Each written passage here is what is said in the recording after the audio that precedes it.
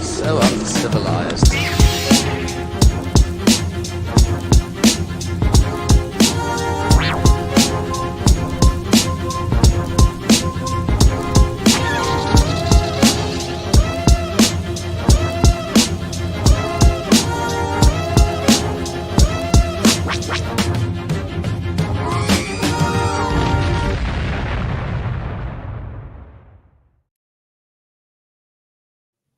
Greetings and welcome to the 1-6 Scale Man proudly presents, yo, you know what it is, Uncivilized Scoundrels. We are making a triumphant return, and it is no better time than the present. Star Wars Celebration is going on right now, and we've gotten a few announcements, like, okay, crazy. Some of the things that we were expecting, some things that I wasn't really expecting, and what better way to kind of usher that information in than right here on this amazing show. We got a very special guest. Again, we're going to have a couple more people popping in here. But first off, do me a favor, hit that like button. Use the force. Hit that like button, subscribe to the channel, hit that bell notification so you're always up to date as to what we got going on over here on the channel. First up, before we bring in our guest, we got to bring in the one and only X is in the building. Press X to continue. What's going on with you, brother? How you doing, man? Hello there.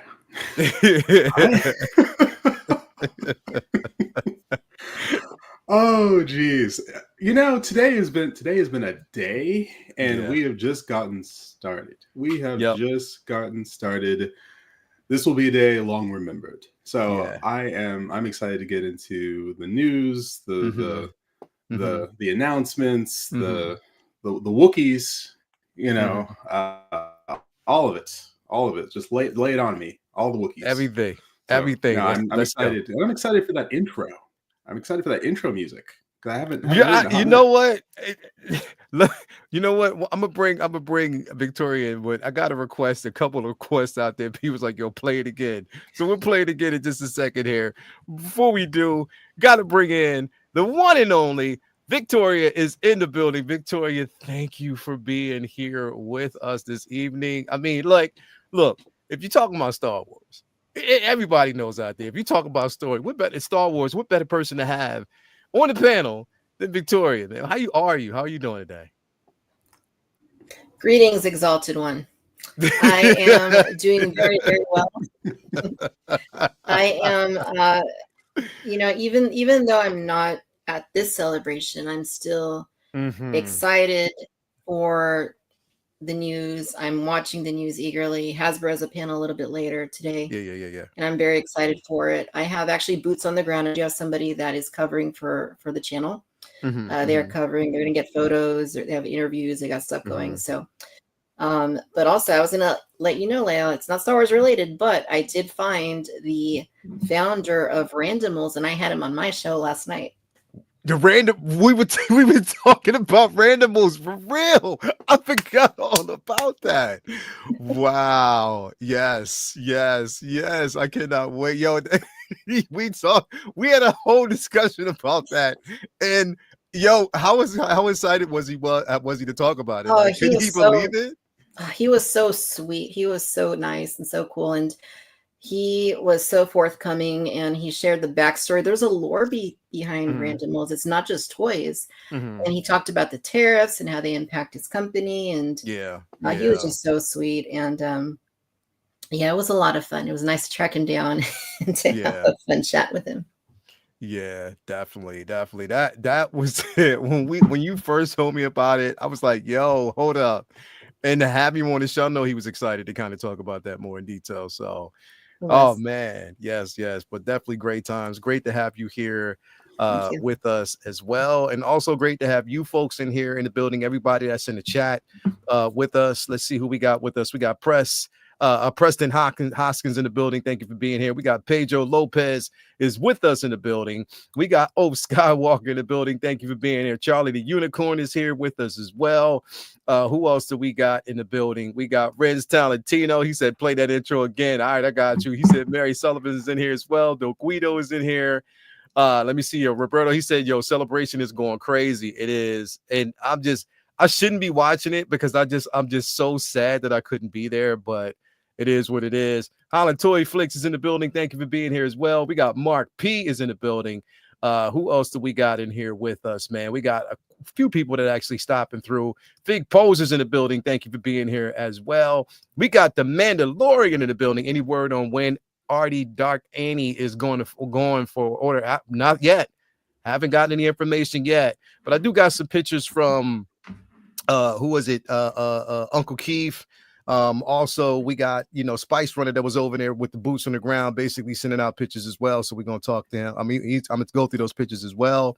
But yeah, man, thank you guys and everybody for being there. Okay, you asked for it, you want it. Renz, I'll give you exactly what you need to proceed. Let's do it one more time and we'll start the show. Here you go. So uncivilized.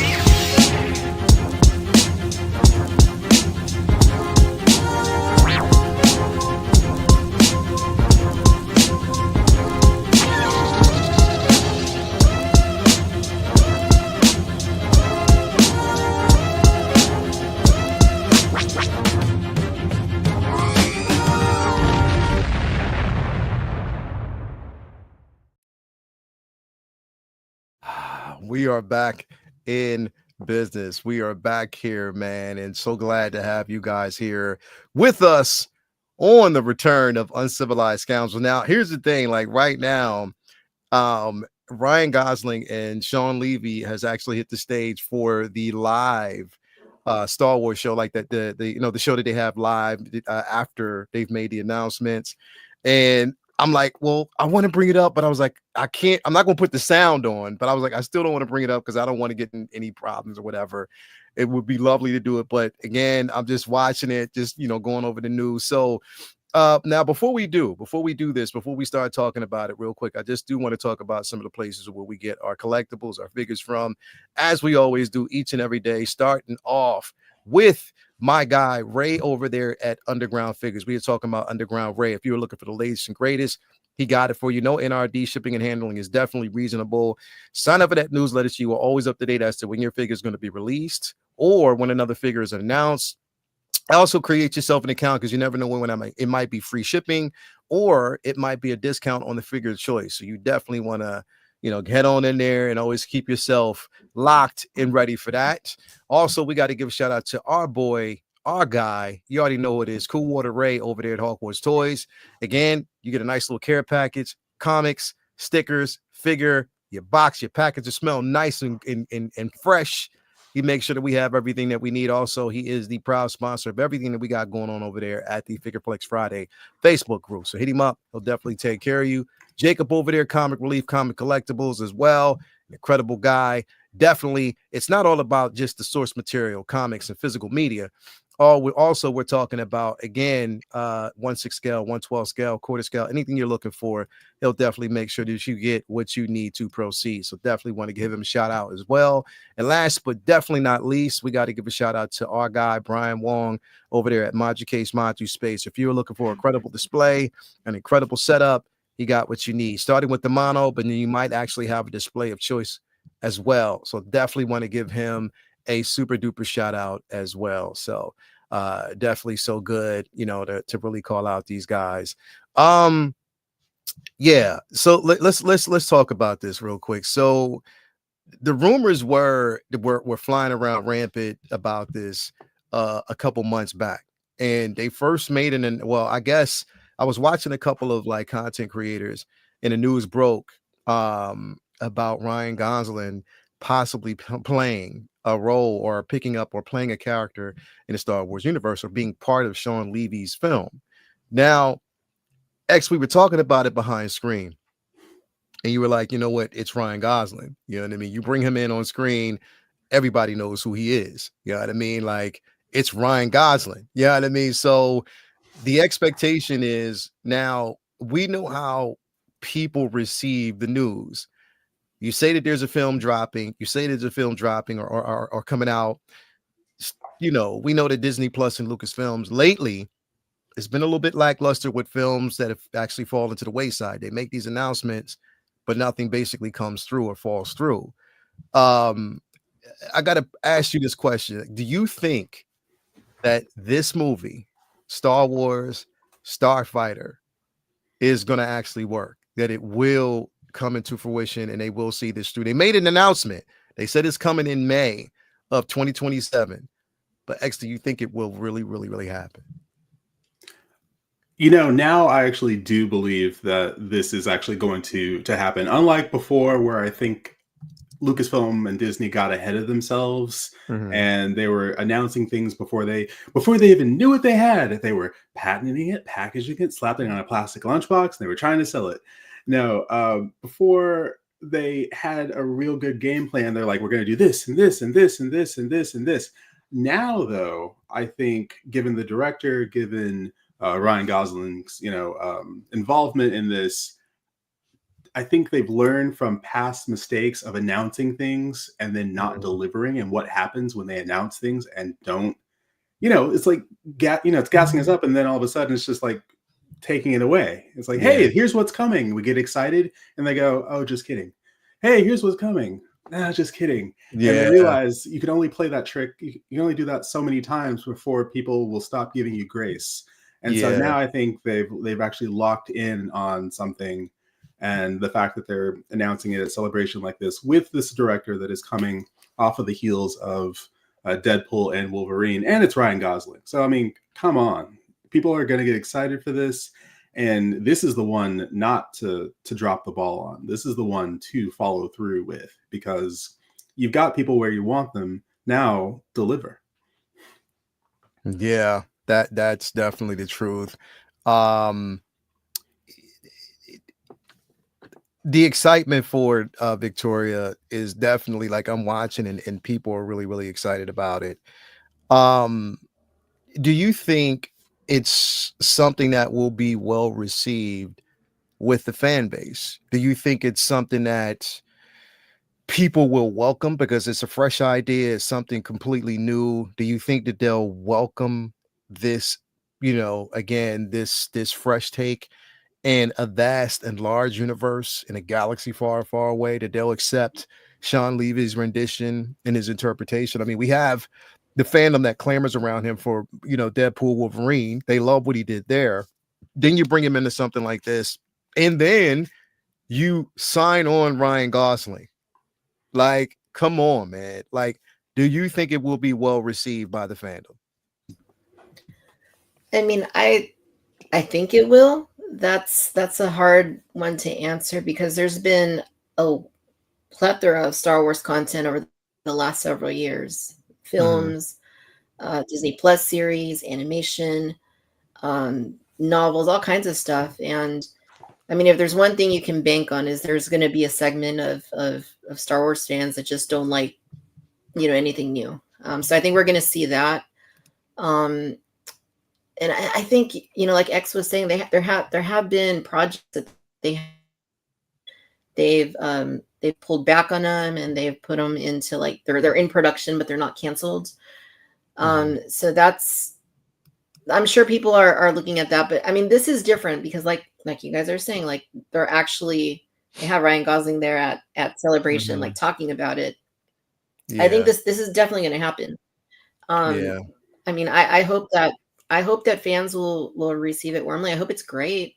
I think this is kind of what they needed to do, though. If they're going to go back to Star Wars films, they kind of need to inject like it freshly with, like, some star power. And I don't really think that that's necessarily best for Star Wars, but I think they kind of need to do that at this point to kind of try and win people back, because there are a lot of people, for better or for worse, whether we agree or disagree with them, that have kind of written dent.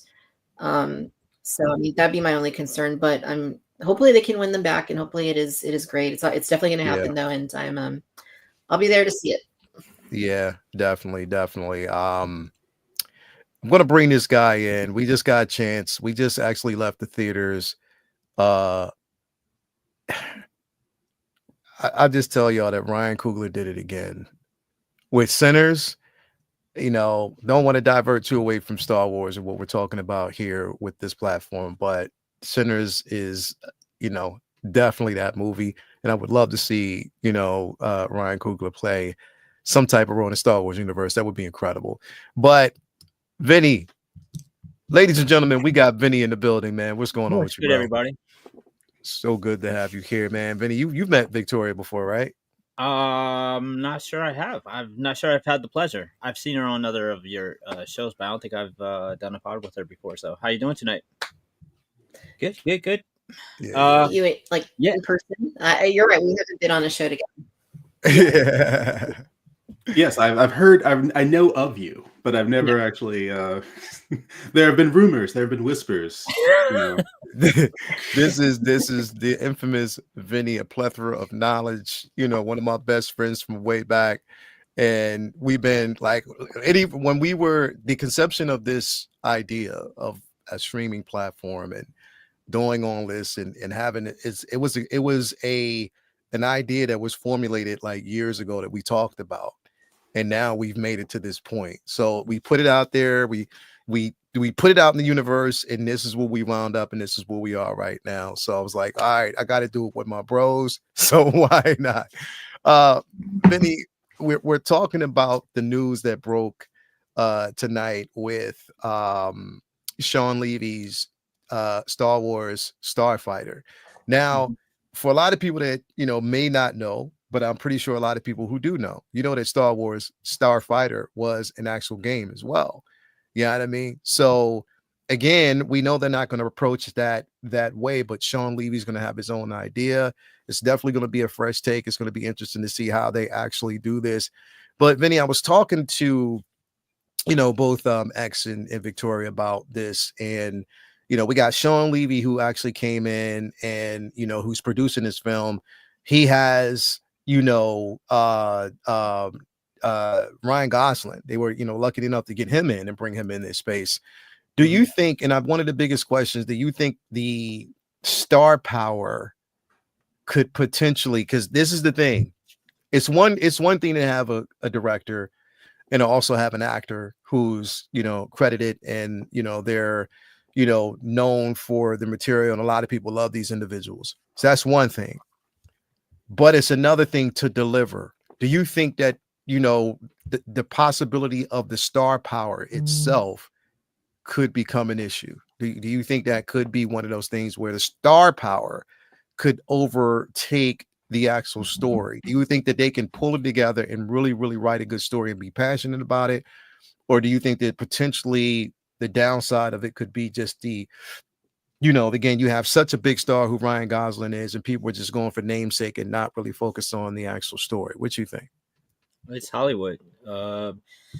Unfortunately, or fortunately, depending on your perspective, that is what matters most to a lot of people. Ryan Gosling will absolutely put asses in the seats. I mean, they locked in a large part of America with just that casting alone. There's a lot of people who will go see his films just cause. In a time where there's only a handful of stars who can kind of generate that interest, where people will just go see their movie as opposed to the IP's movie. Like Anthony Mackie had talked about this and made a great point that Hollywood is losing its stars, and now the IP is the stars. Like, people don't go see Chris Evans, they go see Captain America. So they there's exceptions to that. Like I'm sure, like Robert Downey Jr. There's other roles where maybe the star has transcended the actual role, but for all intents and purposes, a lot of franchises, a lot of Hollywood, a lot of what's been successful in the past few years, has been the franchise and not the stars. So I think Gosling transcends that, and he's somebody that will absolutely get a lot of interest and hopefully add some good faith into the mix that's going to be starting out from behind the eight ball. I will say, without any deterrence to the positive outlook that we'd like to bring here at Uncivilized Scoundrels, I do have a major gripe with this film off the bat, and that is, what the hell are they doing? Starfighter? There is the last Starfighter that I recognize as a sci-fi series, bro. How are they going to back the last Starfighter? Yeah, bro. I was like, hold on. Because what are they going to call part 3? The last Starfighter? I'm like, no. You can't take that name, bro. There better be a victory or death, reference somewhere. Nah, They you don't can't know. take that They name. don't know nothing about that. Nah, Last They're the one about Starfighter, that. those references, The Last Starfighter was one of the greatest films ever created back in the 80s. And If you're under 30, under 40, probably I'm dating myself, but you probably won't know what we're talking about. Go to your local Blockbuster. Oh, wait, you can't. Go find it on streaming somewhere. The Last Starfighter is an OG masterpiece. And as soon as I seen Starfighter, I was like, they yeah, didn't have no bro. other names that could have pulled out that hash. Like the floor was empty. No, You know man. what? I'm excited for it. Sean Levy. Obviously, Mhm. is coming off of Deadpool and Wolverine. That's another hit Yeah. that did the same thing. Brought people who weren't necessarily fans. I feel like Deadpool is a perfect type of movie as an example of mass appeal. There's a lot of Yeah. people who aren't comic book fans who love Deadpool, and that's the point of Deadpool a lot because I think it Mhm. it kind of draws on making fun of comic Yeah. books, and therefore it draws a lot of casual fans who don't necessarily aren't necessarily readers or fans of the genre. So I think Levy is great at making a blockbuster, and that's it looks good on paper. 5 years after the sequels, right? That's I'm just catching up because I didn't hear anything about this till I got out of the theater tonight. Mhm. Yeah, they were making the announcements while we were in the theater. My Okay, I was phone wondering was, because I didn't hear nothing about it before we started. bro, my phone was going off while we were in the theater. Ren Okay, sent me some stuff, and then some other people sent me some information, and I was like, "Whoa, what's?" And then Star Wars news started popping up on my phone, and I was like, "Oh, okay, so this is really, really happening. It's going yeah, down." So yeah, I mean, they have a date now. It's all about sticking to that date. You know what I mean? You have a date, but stick to that date. That May, I think it's the May 2027 release, May 6th or something like that, 2027 or May the 4th. I'm not really sure. yeah, But if you have that date, stick to that date. And I think having someone as big as Sean Levy, come out but see, the thing is, it's hard. The hard part about this is they did the same thing as Star Wars Celebrations a few years back when they had Mangold come on stage. yeah. They had so many different directors that actually came out on stage, talking about the films that were coming out, and only one of the three that were announced at that time came into fruition, or one of the four, you know what I mean? Because also we had, um, Yeah, but other than Ray's film, did any of them have a actor or actors attached? I don't think so. you're right. You're right. You're absolutely right. The only thing that the Ray film and then of course Mandalorian and Grogu, of course, Yeah, had, but you're right. You're absolutely right. There was no other it just was a thought in the wind. Because with yeah. Star Wars the past few years, it's like they've been scared of their own shadow. They're scared to go out there and take a swing. They're scared of failure. I hope everyone involved, from top down, just stays off the internet and just goes to work. Yeah. Yeah, that's it. Like just stay off the internet. There's nothing that you need to, you know what I mean, get yourself involved in after that. Just boost to the ground, make it work. And I think that's pretty much what everybody wants, is to see that actually happen. So we'll see. We'll see how it goes. Now they also made another announcement tonight, which we already knew. It was something that we pretty much already knew. We had gotten information about, and that was it was the Mandalorian and Grogu. I'll just bring this back here. I want to turn the sound down so we're not, don't want to get into those copyrights, but you can, Don't want to piss off the mouse. yeah, but you can see here that definitely this is the logo for it. This is basically what drops the Mandalorian and Grogu. I bet every time we see a trailer or a teaser or a poster, Grogu's will get bigger and bigger. Eventually, it'll be like the Mandalorian and Grogu. So I mean, Grogu is the They know where their bread is buttered. They know. right? Like, so we know I that would like to see the baby. so Victoria, we know that this is something that we've known about since a few years back, and with this we finally got a date, so we have, in theaters May 20, well, it says May 2026, no specific date, but we know May 2026 is when this is supposed to make an announcement. We know that I guess they said they've wrapped, so now they're in post-production right now, cleaning everything up.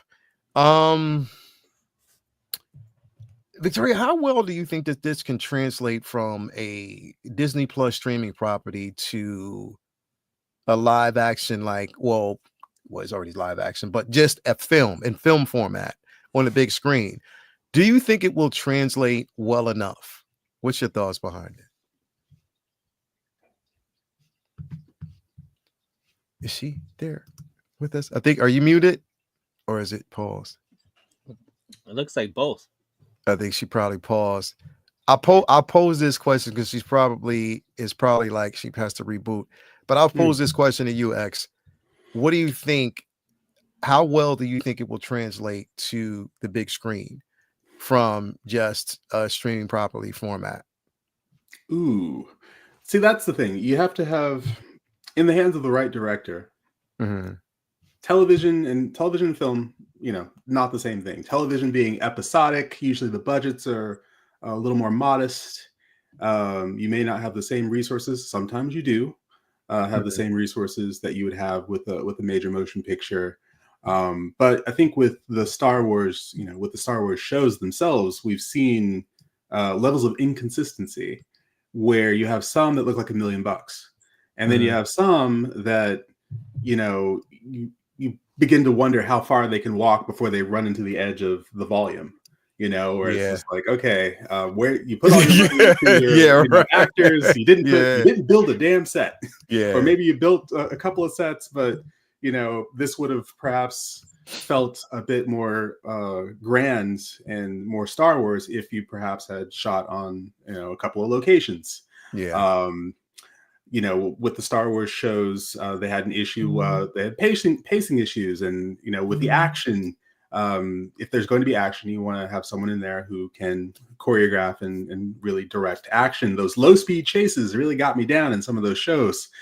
So I do think that, much like the Marvel shows, you have to convince the audience, and I don't think the audience in this case is going to need a lot of convincing. Marvel, on the other hand, going from Falcon and the Winter Soldier to Captain America: Brave New World, you had people that were like, well, it just feels like a larger Disney Plus show. And because we've conditioned people to sit at home, if you don't give them films and you condition them to sit at home by themselves on streaming, then you must, the idea behind a Star Wars film is ideally it's larger than life. Which is my biggest gripe about Star Wars on TV, is that it always felt small. It's like they shrunk the space because working with a very limited budget at best. It's like, not to mention you're watching it by yourself most of the time, as opposed to watching it with an audience full of people. There's a different energy there. Doesn't matter how big your TV screen is, it's never going to be the size of a movie theater screen, and it's a different feeling. Not to mention the fact that we got so much Star Wars that it's almost a situation where you have too much of a good thing, where Star Wars used to be real special. You had a Star Wars film every couple of years. For a long time, you didn't have any Star Wars films. But you had a Star Wars film every couple of years, and then we went from that to having a Star Wars film every other year, or every year, for a while. And then there was a drought. So I think they're in that weird in-between phase where it's like, let's get people back into theaters to watch our stuff. Let's have this be an event. And I think they can do it. I do think they can do it. I think they know what they have to do in order to make this, and it can't just be full of nostalgia. It's got to be, it's got to be a solid story there. Otherwise, people are going to say at the end of the day, well, it was a very expensive episode of The Mandalorian. That good point. That's definitely a good point. We got my guy Ray from Hawk Wars Toys in the building. What's going on with you, Hawk Wars Ray? My guy, Cool Water Ray in the building, man. Thank you for being here, bro. As always. Victoria, I'd posed this question to X, with the transition with Grogu, Mandalorian and Grogu to the big screen. And I'm not going, here's the thing, bro. Like, all right, we heard rumors back in the day where, well, not back in the day, a couple years ago, where we heard rumors that Dave Filoni and Jon Favreau weren't really as happy with the idea of bringing Grogu back into the fold after the story was told, for him, dropping or leaving him with Luke to be trained. And some fans were like, okay with that. They were like, okay, it makes sense to leave him with Luke, being part of the, new Jedi Order at that particular time that he was establishing. But then, merchandise sales. Mm-hmm. People want to make money. Any idea changes, and this is how it is. And so I was asking, like, how well do you think? Now, I'm gonna ask you like the same question, but also elaborate on that with, kind of extend that with, do you think people are over the whole concept of Grogu, of the Mandalorian and Grogu, type of space, or do you think it's going to be welcomed? It's a good question, and I think Vinny's right. I think pretty soon it's going to be Grogu and the Mandalorian. That'll be the title. Yeah, right. But when the Mandalorian first hit back in December 2019, like it reinvigorated Star Wars in a brand new way. It brought in fresh new fans into Star Wars, which is what any brand needs to continue to do in order to continue being a thing. And it was like the right moment for it. Like that was like the right moment for the Mandalorian and Grogu being introduced into this universe. And yeah, that exploded. And I too would have preferred if they would have kept Grogu out of the story, just because I've had people say, hey, I've at the end of season 2 he left, and then I watched season 3 and he's back. Like, what happened? It's like, oh no, you had to watch the Book of Boba Fett to understand. Like, it's I would have preferred if they would have done like season 3 just with the Mandalorian doing his own thing, and maybe at the very end of that he gets reunited, or in this movie he gets reunited or something. But I mean, so your question is has the time kind of like passed for something like this? Yeah. I mean, it's hard to say. I mean, it's really strange when like a TV show becomes a movie. Like I think we remember back to the 90s, like Mighty Morphin Power Rangers, like that became a movie and everybody hated it. I mean, some things just work better in the format in which they were initially created. Yeah. I hope that it's successful and I hope it does really well, but I can tell you as an educator, somebody who works with kids every single day, Star Wars is not at the forefront of their minds. Not at all.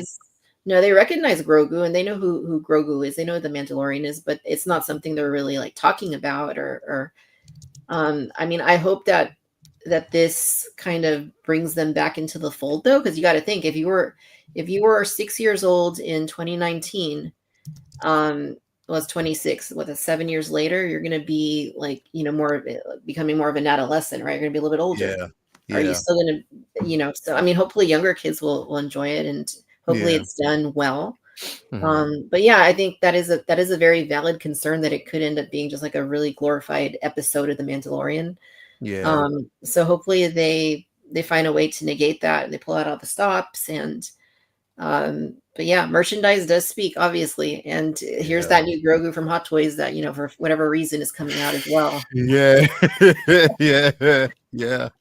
Yeah. That it's merchandising is and merchandise in general for especially for Disney, especially for Lucasfilms, is a huge thing. And we know that they're going to try to bank and capitalize that out for that as much as possible. Vinny, I'm going to ask you this question. How much longer do you think we can, how much longer do you think we can really, really ride this wave before people become disinterested? Or do you think if the story is told well enough that it can be episodic at that particular point where it is extended into like a much larger universe if we accept it? Like, I look, gotta admit, season 1 and season 2 and the ending of season 2 was some of the best Star Wars I've seen in a long time, bro. The feeling of seeing Luke and the redemption story of Luke, the redemption story that we actually got with Boba Fett, in season 2 was freaking phenomenal, bro. And it tells you how stories can be told and how you can tell these stories. Right. But some of the key parts that were missing is that we wanted to see how he would work with Zuckuss, Dengar, and all the other bounty hunters that we never got a chance to see. Those interactions, because if, IG-88, if Boba's alive, then the chances are that these other, assassins and these other bounty hunters are alive and still there. But they never really fleshed that out. Do you think that we can eventually see that in this particular film, or do you think they're going to play it safe and try to just expand on this whole Grogu and Din Djarin type of situation? All right. Well, there's a couple questions in there. The first is how long that you think that they can milk Grogu, and well, if he's 50 and his race lives to be 900, so like around year 3000, maybe Disney will like lean off it a little bit. So stand by. I feel like it's just like you said. It depends on the writing, because I think that the only reason why maybe some of the hype around Grogu and Mandalorian has cooled down a little bit was the somewhat lukewarm response to how season 3 was written, and juggling so many different elements with Bo-Katan and Grogu coming back way sooner than he should have. And I'm with Victoria. I've said for years, this whole time, like he should have, trained with Lucas and let Disney test the waters with Mandalorian to see how well he could have done with the show on his own if the numbers slumped, then bring him back or bring him back at the end. But they didn't even give him a chance to see how well that show could have done. And that is something that is a little bit disappointing in all of this, is that this is like the go home film as opposed to just a cash in film. In addition to the franchise, it's the bow on the franchise, which you look at the format, the episodic series and nature of this show. This show is like your 80s classics. This show is like a A-Team. This show is like a show like Knight Rider or something like that, where every week is or Incredible Hulk. New town, new villain, new problem to solve. He saves the day, gets the girl, gets the money, moves on. Rinse and repeat. And then when it's written well, it works. And every single week you're like, all right, who is he going to run into this week? What's he going to do this week? And it never, if it's done well, it's written well. Those types of shows used to be, from radio format to old school television back in the days before all the streaming stuff. Those were the type of shows that stood the test of time. It gave you 180 episodes of television and went syndication for years, and were legendary shows with huge catalogs and built years. Like you look at your Star Treks, that those TV shows were far more popular than even the films because of their nature. And I feel like this is ironically them wrapping up when the two biggest stars are one CGI and the other one is in a helmet that he doesn't ever have to take off. So it's not even it's not even like an actor who's trying to get out of it. Like you could if Pascal didn't want to do it anymore, you could still have this show. So it's a little bit frustrating to me that they feel like they have to rush into this being a get away from it thing. But it did kind of. But to the other point, Grogu did obviously take the world by storm and become a driving force for the show's sales, merch, and buzz. So those potential stories of interactions with other bounty hunters that we didn't really get to see in Boba Fett or this by way of Dengar and Bosk. I mean, like, come on, how did we not get like Boss stories and Dengar stories out of 4 seasons of bounty hunters on Disney Plus is insane to me. That's what we've all wanted to see since we watched the bounty hunters. We don't need that scum. We've waited since 80 to see this, and we kind of never did. But I feel like Grogu is definitely capable with good writing and and a strong story, capable of still being a cash cow. Because when he's done right, it is still a very well received character that even the most hardcore Star Wars fan and the newest Star Wars fan enjoys. And Grogu is at its core the perfect Trojan horse because he brings in the casual fans, the girlfriends watching with their boyfriend, or the boyfriends watching with a girlfriend who likes Star Wars, and for Grogu, and then wind up like getting hooked. And oh well, what else is there Star Wars? I thought this all sucked. I thought this was all just dumb, nerdy, guy stuff.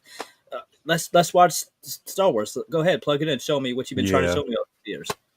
He's Grogu's the Trojan horse, so I'm sure they're hoping and counting on that being a grander scale for big audiences, and I think that has the potential to be. But definitely, the iron is not as hot as it was a couple years ago, and I don't think that's it being the film's fault. I think it's season 3's fault in the way they handled Grogu coming back so fast, and not being patient enough to tell that story the way many of us feel like they should have told. So let me ask y'all a question, one by one, just whatever the answer might be. X, Luke Skywalker, continue training, or back with Din Djarin? Which would you have preferred? I mean, I would have preferred that Grogu train with Luke. I think that having Grogu, there was growth for Mando, there was growth for Din Djarin, and there was growth for Grogu, and then seeing him in the Book of Boba Fett, Din Djarin without Grogu, I loved that. I'm just like, here's what he's like when he doesn't have his little friend. Here's what he's like. He's a little more callous. He's going back to his old way, and he's almost lost without Grogu. And I'm like, let's explore that and see if he's going to become like this horrible person without the person he probably was before he met Grogu. Let's see if he goes back to that, and let's see. I thought some of the Grogu and Luke scenes were, I mean, that was fantastic stuff. Yeah. And I thought, the CGI was there, that it was very believable, and God only knows where it would be now if they decided to do, the same thing. But I think they could have had a whole either a whole mini series or something, with just Luke and Grogu, but the whole thing felt rushed. And a bit disjointed, sadly, because if you hadn't seen Book of Boba Fett, you would have watched the end of season 2 of Mandalorian, go into season 3 and go, wait, what?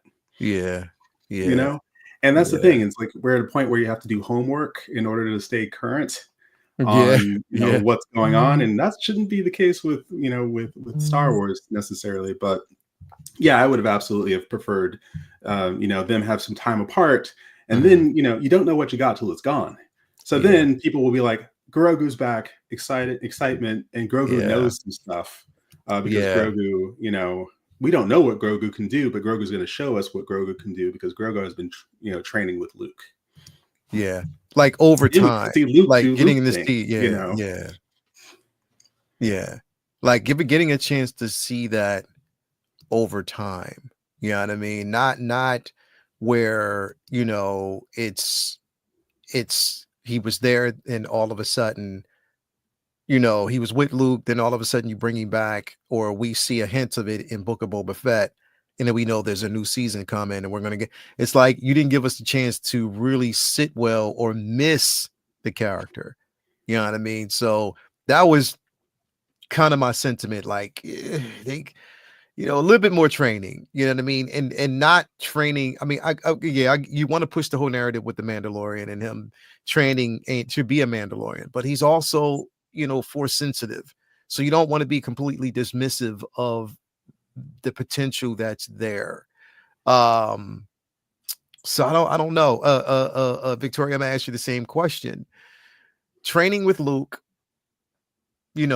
completing his training, becoming a more powerful asset, or being with Din Djarin. I would have preferred he continued training. I think if they would have given the audience time to miss Grogu and had Mando focus on like his own journey, and maybe R5D4 could have served, in that void where Grogu's like off in a way. Yeah. I think that would have been preferable. I think that would have been a little bit like stronger in terms of the story, like long term. Yeah. And I'd also say maybe you could have still done the Book of Boba Fett episode, maybe not as part of Book of Boba Fett, or maybe as part of it where Mando goes to try to visit Grogu. You still could have had something like that, like in either season 3 or somewhere along the way where he's still there, he's just checking in on him, he's fine, and then continued the story without Grogu and save that for a little bit later. And maybe this movie would have been the event where okay, he's back, they're together, and now there's like a new adventure or something along those lines. Yeah. Like just giving it that time to breathe, where the fans can. And again, it's like you can tell, like it. I just wonder what the feeling was when the announcement was made that this was something that was going to actually happen to transpire. Vinny, same question, and you probably already answered it. Training with Luke or back with Din Djarin? It's just common sense. I mean, it's storytelling 101 is, it's just, it makes zero sense to have had him brought back the way he did, and not even from a financial standpoint, because if you were going to not want him to be away from the Mandalorian because you wanted that revenue from seeing Grogu, you could have had that flashback with Luke in the Mandalorian. You could have jumped over there in Mandalorian show. You didn't need, because that show those episodes literally had nothing to do with Boba Fett. They took episodes of the Mandalorian and literally just like plugged them in the book of Boba Fett as if to say like, oh man, this show is tanking. What can we do? And then it's like they pressed an emergency button and then just uploaded an episode of Mandalorian into the book of Boba Fett to save the day, because the show was dying until then. And then everybody lost their shit because of how amazing, because Mandalorian came in just like bloodlusted, killing people going left and right. This is after seeing like a neutered Boba Fett, and it just like changed the whole tone of that show. And then gave us Luke and Grogu training, and that was what you could have done on the Mandalorian season 3. You could have jumped over to him training with Luke. You didn't even have to reunite them. You could have just kept checking in on them. So it was very bizarre, and it also was necessary for Luke to be training Grogu because Grogu was a liability. Half the time, it was like an escort mission in the game where it was a NPC who couldn't help and was just like there to be in danger all the time as a damsel in distress, and then once in a while had powers and could help you. It was inconsistent, and training with Luke would have meant that, all right, here I have someone who could watch my back as opposed to someone who I constantly have to worry about, being safe or not. Like he was a liability. He saved Mandalorian, of course, but it was inconsistent. You never knew when he was going to decide to use his powers or not. So training with Luke would have given him the opportunity to be a soldier that would actually be able to help him. If he's going to be traveling with him, you might as well be able to fight, because you never knew if Grogu was going to use the Force or fall asleep. You never knew. So at least have Luke help him. So that was the other thing too. They reunited him so fast that like Grogu, like he gained a little bit of XP in video games terms, and then just went right back to just worrying about snacks and stuff. It's like, and it's fine. You still got to keep him cute. You can't have him be like a badass right away. But that's the point of him going away for a while, so that way, when he comes back, he's able to be in danger because the villains are that powerful, not because he's that incompetent or inexperienced or shell-shocked or PTSD or whatever was going on with him in season 1 and 2 that made him so at risk in the missions. They could have helped flesh that out, so that way he could have been less in danger all the time. I think that was supposed to be the point of giving him some training, so that way he could help. Like he couldn't even do much until he went with Luke, and then they pulled that away. and those training sequences with Luke were phenomenal. I mean, there's the Lone Wolf and Cub references with like Shogun Assassin, like choose the sword or choose the ball. Like, yeah. there was so much excellence there, and then they just like gave it to us, and they just snatched it away for. Very frustrating. It's very frustrating how they handle that. Which you know, and the parallels. You have the parallels between Luke training Grogu and Yoda training Luke, and just seeing that balance, seeing that symmetry was just a beautiful thing to see. Exactly. It deserved more time. I mean, deserved that space. And wasn't that the point of season 2, was to reunite Grogu with his own kind?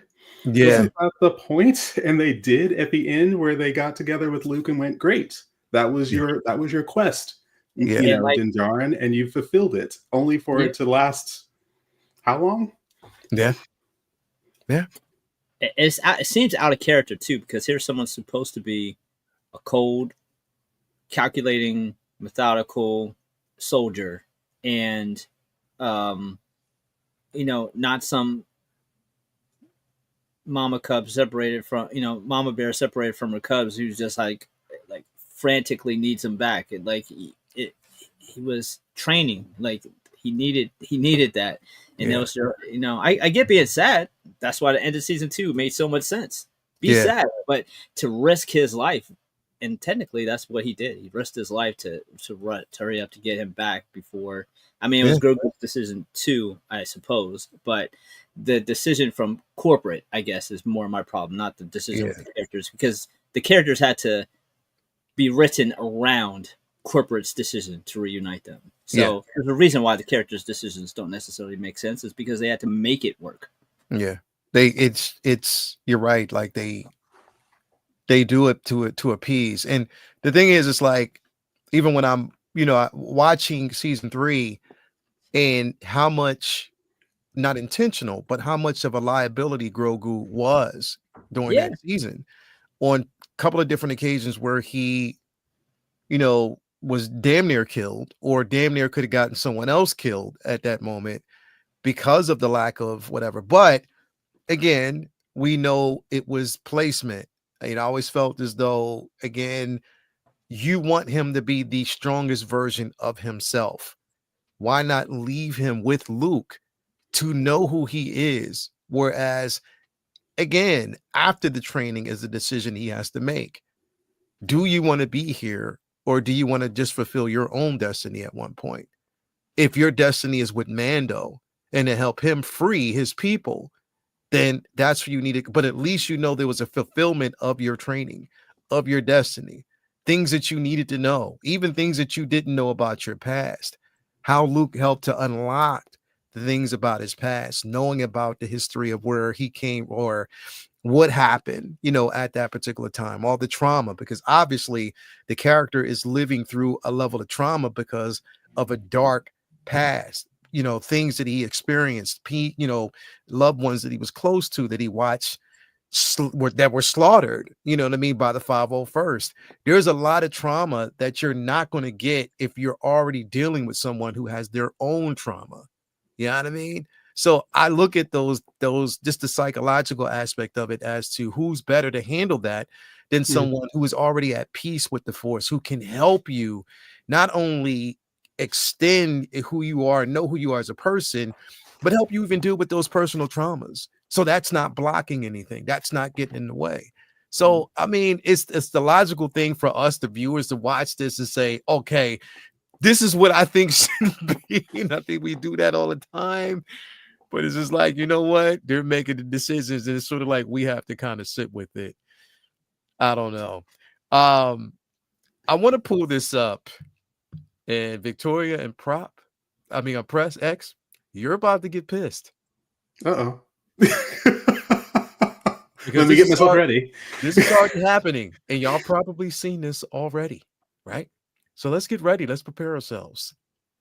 So these are the prices that are currently up right now on either eBay or whatever for Anakin, Darkside Anakin, and that Celebration exclusive Japan Stormtrooper Sakura. Do you see these prices, bro? Let me like I exited out, but let me just bring it back in. Like, do you see these prices, bro? Like, literally. Yeah. Huh. I'm not surprised. You're Which is not. There is no I'm surprise. not surprised, which is sad. But I did see some images of the lines at Celebration, and when I saw those images of the lines, I was just like, I don't think I would have. I don't think I would have made it. I don't think I would have the patience to do something to sit in that line. So if they wanted to go through the trouble of sitting in line for hours and hours and hours and hours and hours and hours and hours, that coupled with Hot Toys saying, "Hey, we made 5 of these. Okay, we made 1,500 Anakins, but we only made 1,500." We're bound to see just this. That someone realized this is the case with anything where it's limited. There are only so many, and it's in high demand. It's not like Beanie Babies or anything like that where someone's stocking up on them hoping that they can cash in on them someday. Anyone who's been on the World Wide Web has seen the fervor that the Anakin figure has caused, both in its original iteration as an artisan figure, and now this Darth Vader version as an artisan figure, and the fact that people just can't seem to get their hands on one. So yeah, the fact that someone decided to capitalize on this, I'm not surprised. It's just we didn't have to get to this point. Yeah. We didn't have to be here, but we are where we are. Yeah. It didn't have to get to this point. And Victoria, you see, you're not new to this. You know what I mean? This is definitely nothing new to you. You've seen this time and time and time again, and it doesn't seem like it's ever going to change. No, it doesn't. I'm looking at some of these listings along with you, like on here on my phone, and like some of them say like 2 available. Some of them are like, okay, it's in Florida, but I mean, so I'm just wondering, like, if you're at the convention getting it and somebody buys it, do they have to wait like for you to come back, or is it like actually in Florida? Like, I don't know. It's just, that's besides the point. Yeah, it is frustrating. Yeah. I mean, it's a little bit saddening. I'll be honest. I'm not naive. I know this is just the way it is, but it's a little saddening that I mean, this, like Star Wars conventions. When you go there, it's all about the love of Star Wars, right? Like everybody that's there is there because they want to be there. They're there because they're a Star Wars fan, and they're just happy to connect with other like-minded fans. So it's a little saddening to me that you would go through to something like this, and you would spend your time trying to flip something like this and list it on eBay for those kinds of prices. But, again, I'm not naive. I know that's the way the world is. Yeah. It is frustrating. It's a situation that could have been completely negated had they chosen a different approach for this release. Or like I had said last time we talked, like doing a collector edition alongside it, instead of just kind of like scaring everybody into, we know, like you're saying, like we've done this for a long time. Like we know that there's going to be other options, but there's people that may not understand that, or they may have fear that there's not going to be any other options. And I mean, basically what Hot Toys is doing is perpetuating the sort of predatory behavior for people to be selling them at these prices. And people are going to, they're going to pay it. We're going to see people paying these prices for this figure. Yeah.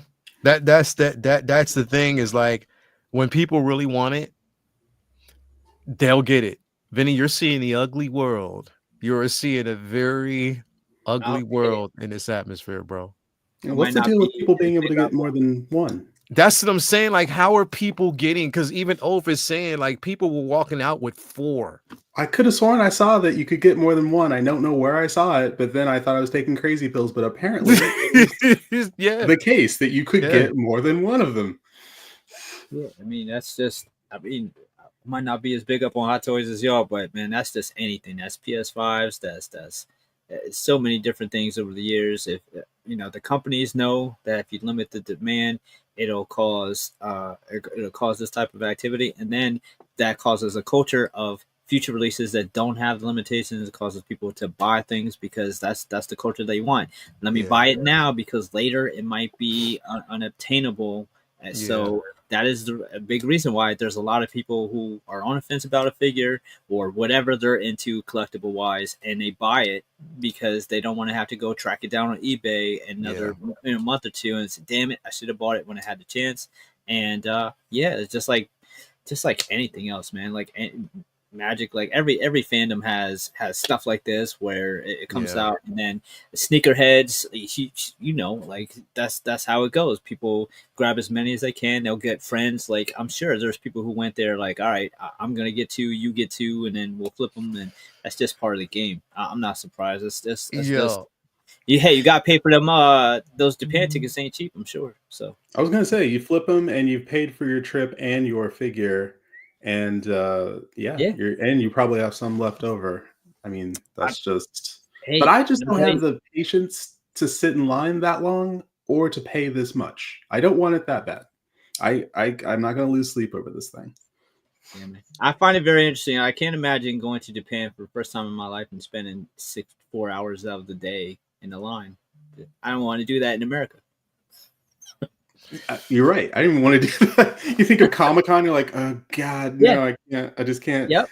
I think I stood in line for 4 hours to get Hayden Christensen's 3 or 4 hours to get Hayden Christensen's autograph at Comic-Con, and I was just like, that was worth it.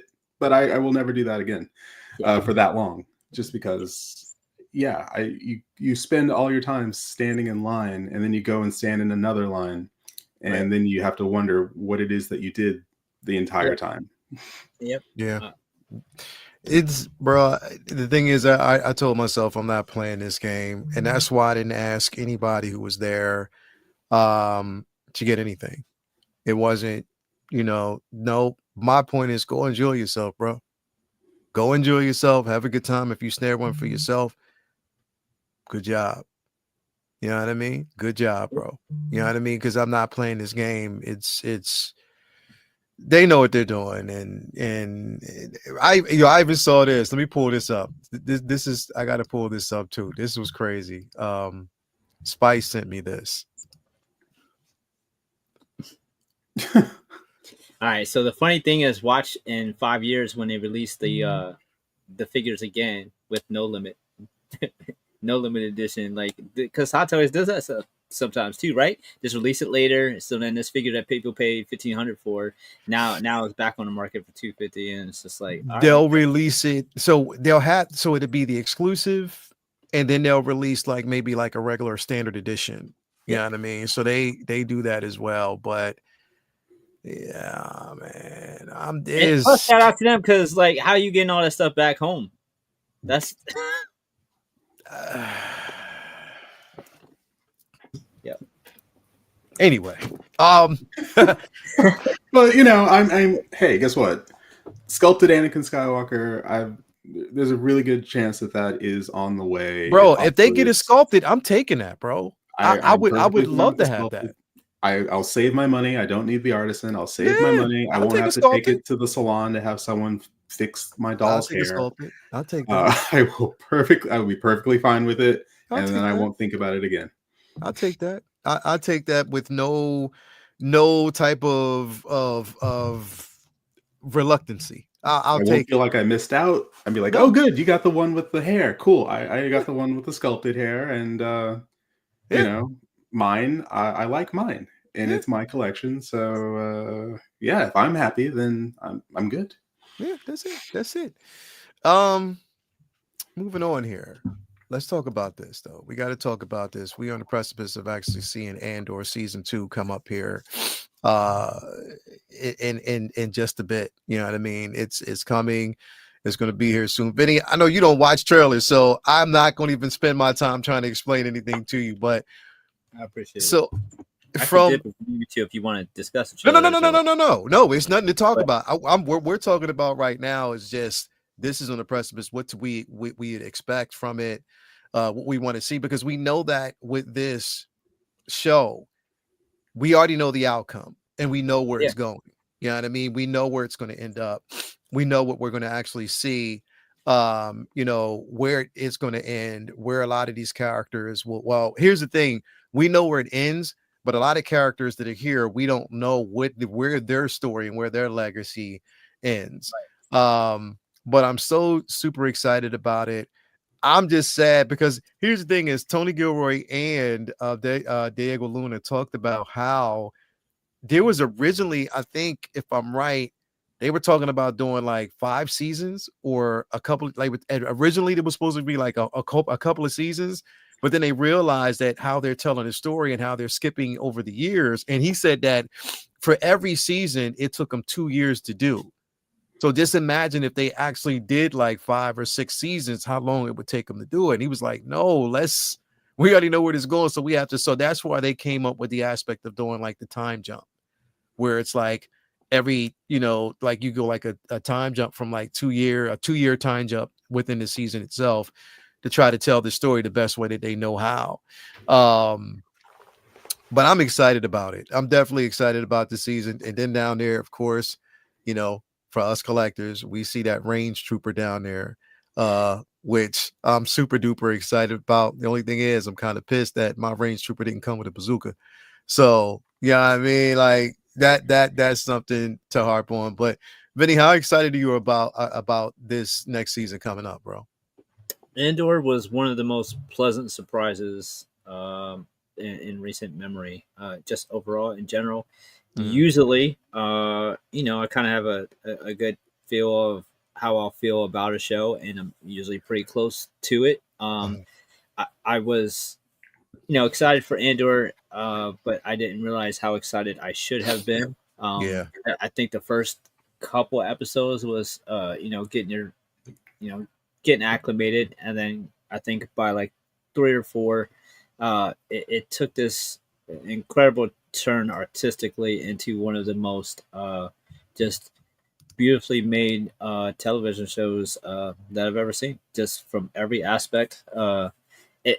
There's a lot of TV shows that do a lot to try to replicate the film experience. Game of Thrones and some other shows have done their best to try to make their TV shows, Stranger Things, like films. But you could have took many blocks of this and made several films. And so if they took, that idea of making this, 5 seasons or so, and if there's anyone who feels slighted by that, it wound up only being 2. I'd look at it as this could have been a multiple film legacy that we just happened to get on television.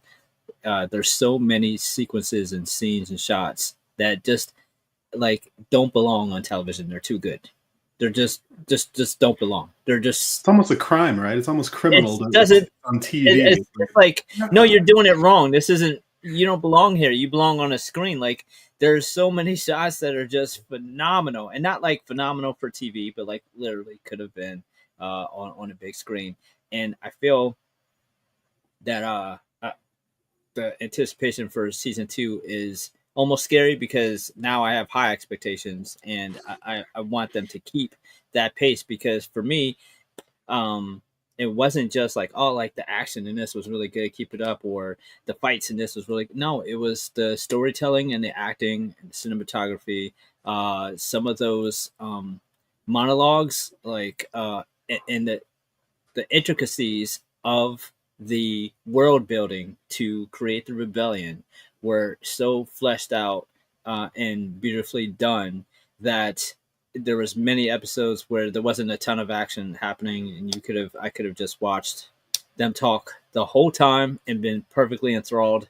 And that says a lot, it says a lot. And I feel like that they, in many ways, this show transcends like the rules, not just the budget and the film and the broadness of it, like not being on small screen instead of silver screen, but the show wasn't meant for the TikTok generation. This wasn't a popcorn show, and yet it got a lot of episodes, a huge budget, a lot of backing, and it almost it doesn't seem very Disney Star Wars for the type of stuff that they've put out and the type of marketing, the type of product. A lot of it has been very let's get let's keep fast moving, action, short.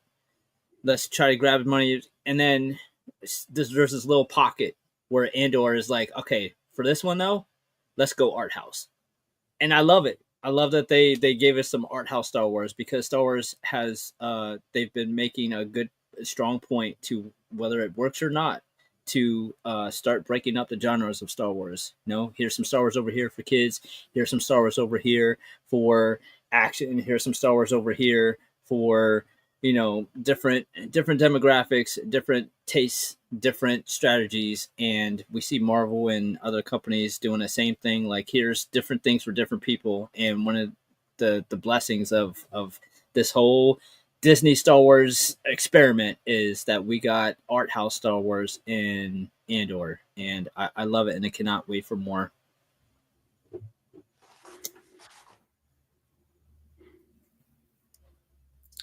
Oh, Leo, you muted. Sorry, Victoria. What's your excitement for Andor?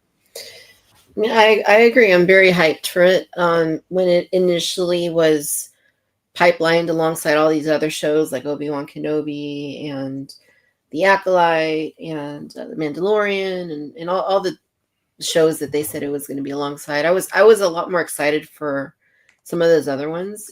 But then seeing the result of season 1 of Andor, like Vinny said, I should have been more excited for Andor, because Andor has been like one of the greatest things to ever come out of Star Wars. It's definitely a different kind of Star Wars. It's a more mature Star Wars. It's something that, you know, if you're there for the explosions and the lightsabers and, you know, the Grogus and this and that, like there's not a whole lot of that in there, but the payoff of sitting through that and being there for that show is very, very rewarding. And, you know, when we look at season 2 coming, in the format they're pivoting to, you know, the 3 episodes per week. And it's almost like it feels like it's going to be kind of overwhelming. I'm just thinking of like trying to find the time to to digest so much Star Wars. It's a good problem to have, obviously, but it is.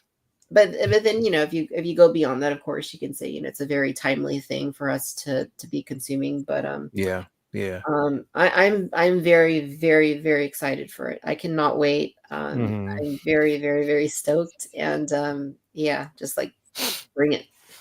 Yeah, I definitely cannot wait for it. It's, you know, again, a pleasant surprise, because again, like I talked about yesterday, we talked about though as well, X, it's the way we see the oppression of the Empire.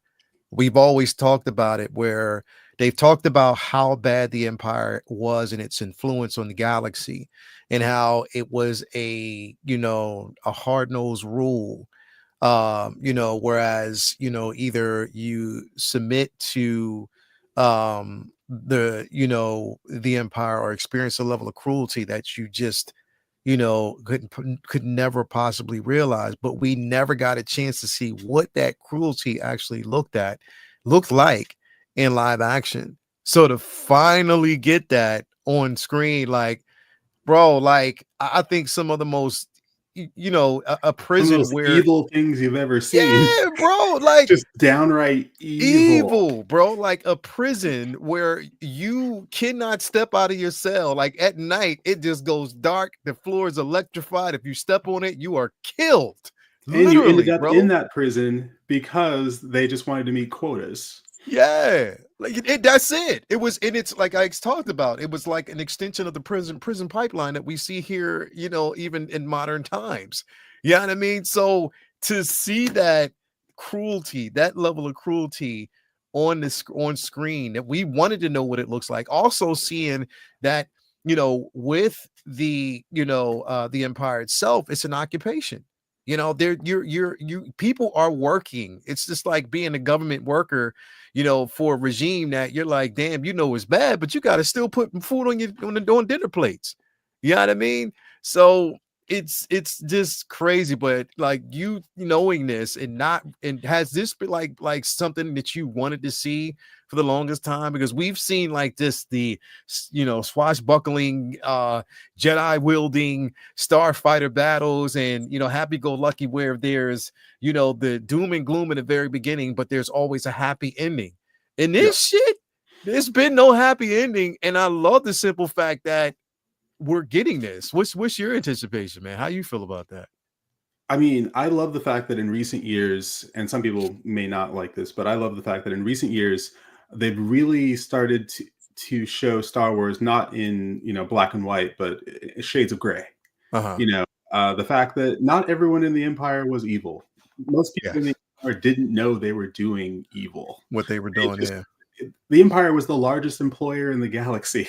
Yeah. People were working. They were doing their jobs. They didn't know how they fit where, in this cog. They didn't know where they fit in the machine of the Empire. Some people did, and some people, the vast majority of people did not. And the vast majority of the citizens under the Empire didn't really comprehend or understand what was going on because it's a vast galaxy. Yeah. It's something that Luthen says to Mon Mothma. It's like the Empire has been choking us so slowly, we started not to notice. Yeah. Yeah. The thing is that Cassian Andor starts off as this self-serving individual, and he has to go through all these situations. He has to see the cruelty for himself. Yep. And he has to experience the fights and the hope that other individuals have for a better future, Mm-hmm. to experience all these aspects of it for him to come around to the idea that this is a fight that I really need to be a part of, that this is something worth fighting. So this is the part of Star Wars that I absolutely love. Yeah. I mean, I think Rogue One for me is the best things, Disney. Oh my God. It's the best, some of the best Star Wars. I will rate that. And I said that, like, within my top, I have to kind of scurry it around like my top 5 films or my top 4 films or 3 films, because it's incredible. What they were able to do with it is incredible. Like, you know what I mean? Because it's got it all. It really, it's got it all. They've got it all. Yeah. They've completely, and here's the thing. I've always been a proponent about strong dialogue. A lot of people hate dialogue. I think one of the things that people find boring about the show, it's really filtered off of heavy dialogue, but it's character building. You're attaching yourself to these particular characters based on their experiences. How else this is like me trying to get to know a person and telling them not to talk. You know what I mean? Like, I'm telling you not to speak, but I want to get to know you, and I want to get to know everything there is to know about you so I can connect. This is what we're getting in Andor. And I think that slow build for a lot of people was... People were acting their asses off in Andor. The dialogue was there, and they were chewing every bit of it up and doing everything they possibly. To see Forrest Whitaker say, "I am the only one with clarity of purpose," and deliver his lines, to see Luthen's character, what have I sacrificed? Everything. He's just going through that monologue that he does. It just leaves people speechless, because it's like, yes, what would you have to do in order to defeat this enemy? What would you have to bring yourself to do? And it's not going to be pretty. Not all of it's going to be pretty. In fact, a lot of this is going to be messy, and people aren't going to agree. It's not going to be, look, here are the good guys and here are the bad guys. It's like, you're going to have to do some bad things in order to achieve this goal. And we're seeing that. We're seeing that through Andor himself, where he's fully capable. Like, he's a capable First time you see him, he shoots an informant, Yeah, like, he's really capable. He'll shoot. That's just basically who he is as a character, as an individual. Like, his survival of the fittest. He was taught to survive by any means. He was taught how to survive, thrusted into a world where he had to really realize that it was not just about him, and that he had to become more selfless than selfish, because he started off, when we see in the very, very first season, to where we know where he is right now, or what we experienced from Rogue One. He went from being that person who was all about himself and the preservation of him and his family, or him and his mom, or whatever. Even that, though, was questionable, because he left her. Like, he literally left her with hopes to come back. But you not watching someone who raised you pass away and die because you're caught up in these schemes. You know what I mean? To the point where now he, meets Luthen, and who's teaching him more about being a team player, but also sacrificing and how much it may mean to even sacrifice a piece of yourself or the whole of yourself for the greater good by any means necessary. Because we did see in Rogue One, he didn't hesitate to shoot the dude when he was like, yo, man, shut up, bro. Them stormtroopers. Oh, you ain't gonna shut up? Bam. You're a liability. I'm out. You know what I mean? He's willing to do whatever what needs to be done.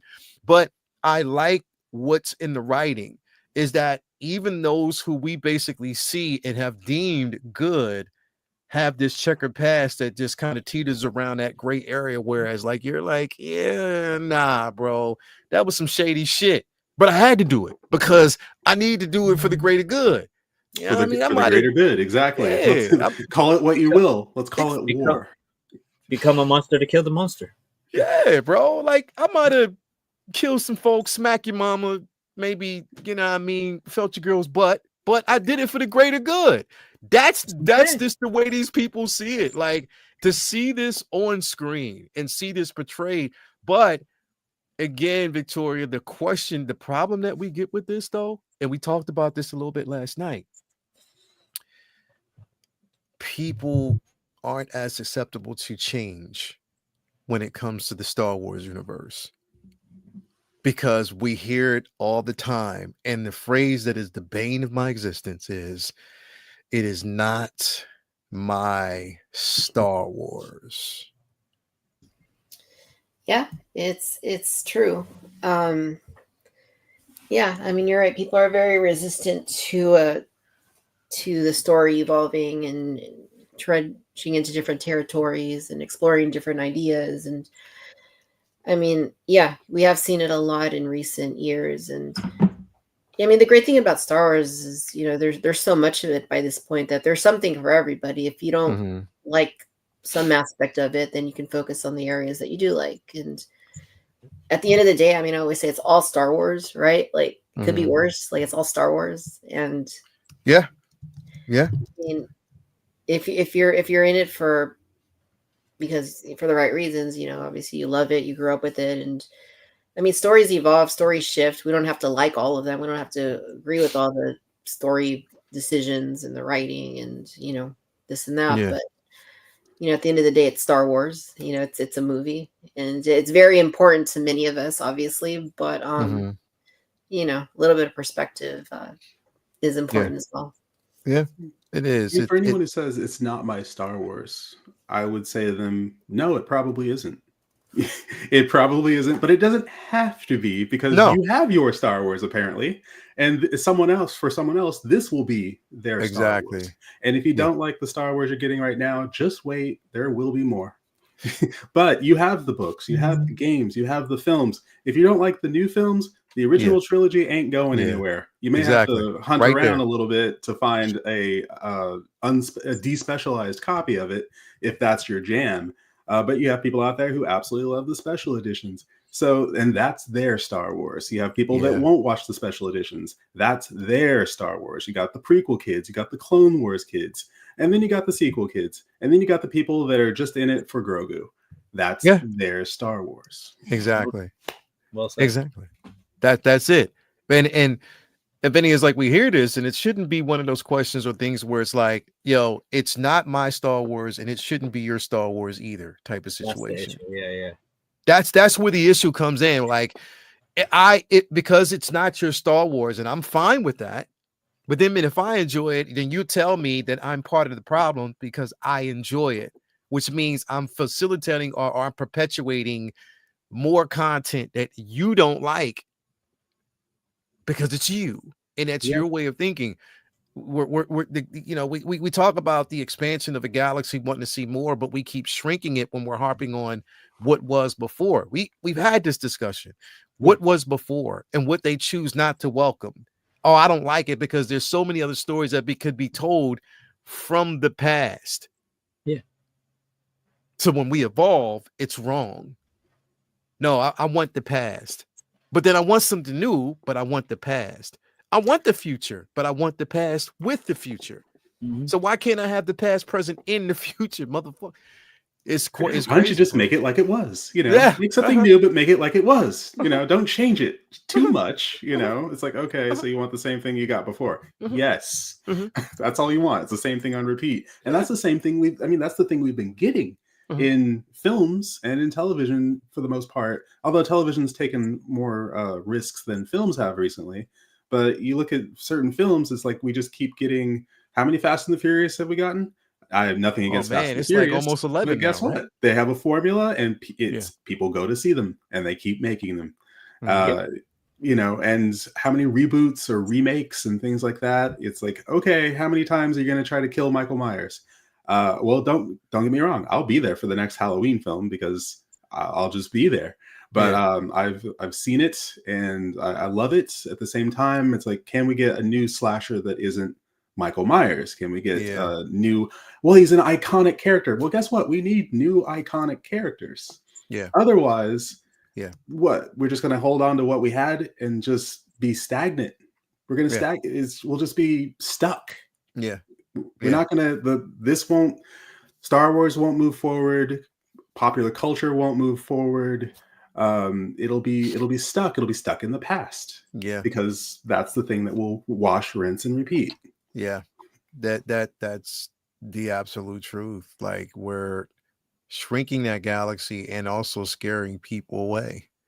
I mean, Vinny, I was telling them earlier, like, how with the Star Wars Starfighter film, the rumor was that Levy, and it's pretty much is going around that he had offered Mikey Madison a role to play in the film. Now, she just won an Academy Award for Nora, and she turned it down. So X was like, I'm not surprised. You know what I mean? I'm not surprised that this is what happened because, which honestly, I can honestly say, bro, it shocked me to hear that Ryan Gosling is now in the galaxy far, far away. But hey, as the money's right, it works. But because he's, I hate to say it, but he's bigger than current Star Wars. So he can survive the curse of a franchise.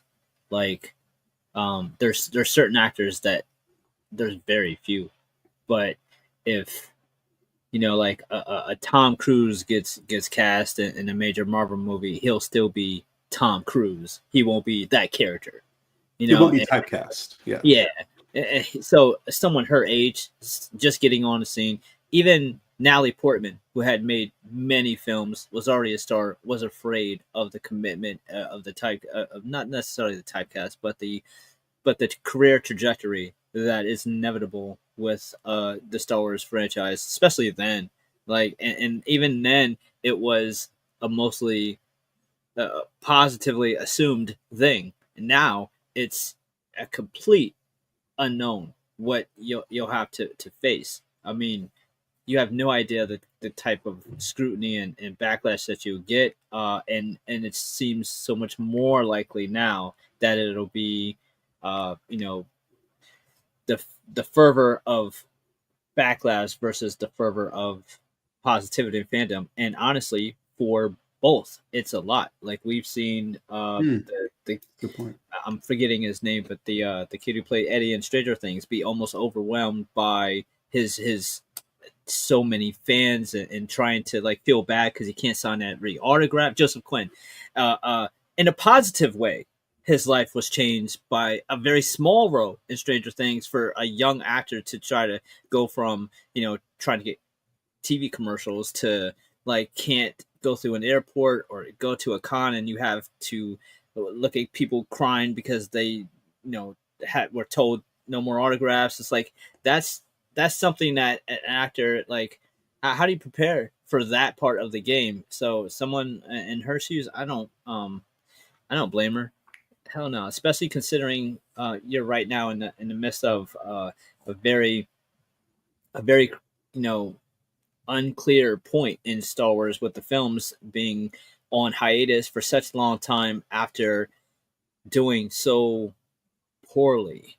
Like, even with the sequels, they were following the prequels, which started off poorly, but were well received by the time the sequels came out. So you would have to be someone of a Gosling type status to take on a role like this, where you know a bad movie isn't going to hurt him. A trash Star Wars movie isn't going to phase him. Like Blade Runner kind of tanked, and it didn't bother him none.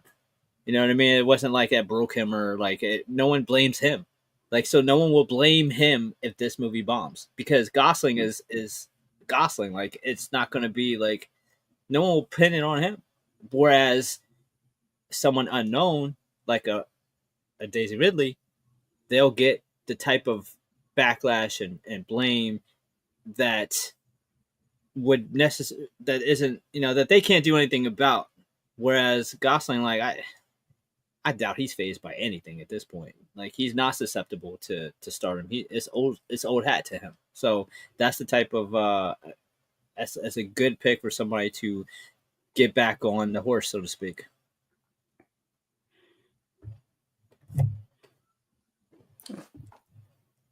Oh, Leo, I think you're muted.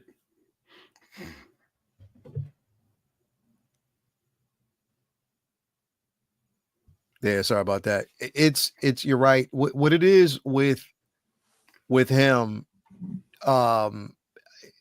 he has nothing to lose. He's, already been in these big budgeted films. Yeah. He's already proven himself.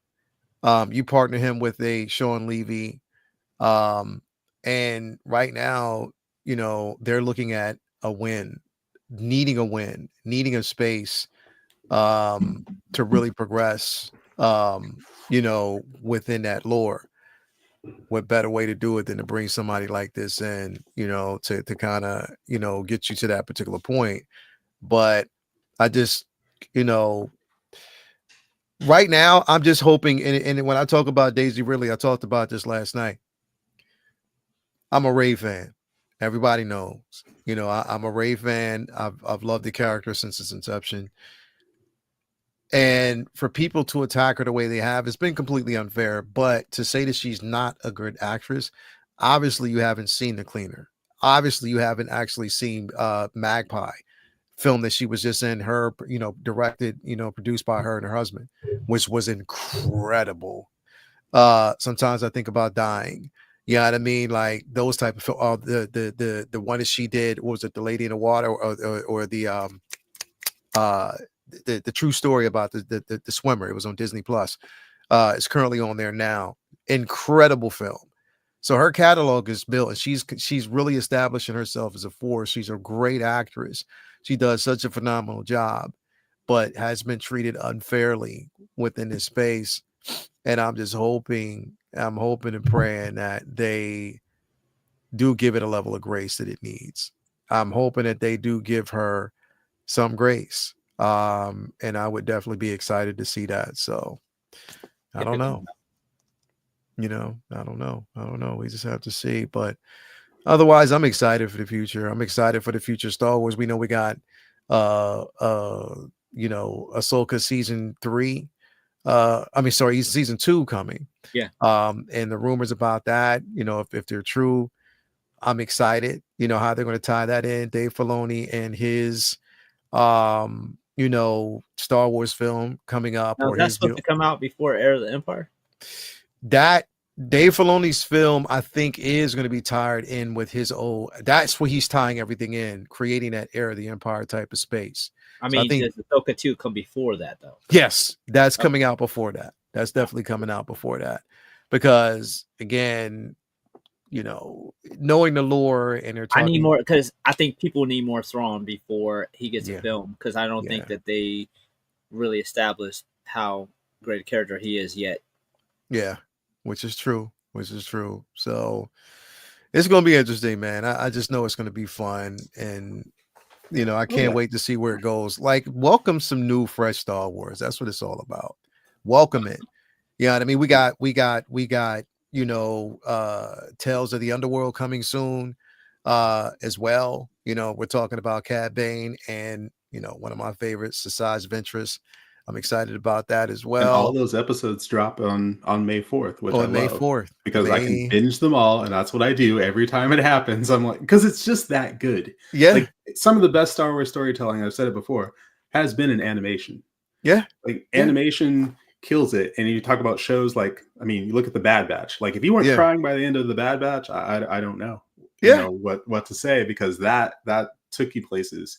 Of course, Clone Wars, you know, Rebels, but even, you know, Tales of the Empire and Tales of the Jedi, and Tales of the you know, they've just been killing it when it comes to, you know, animation, like just really doing a great job with that long form storytelling.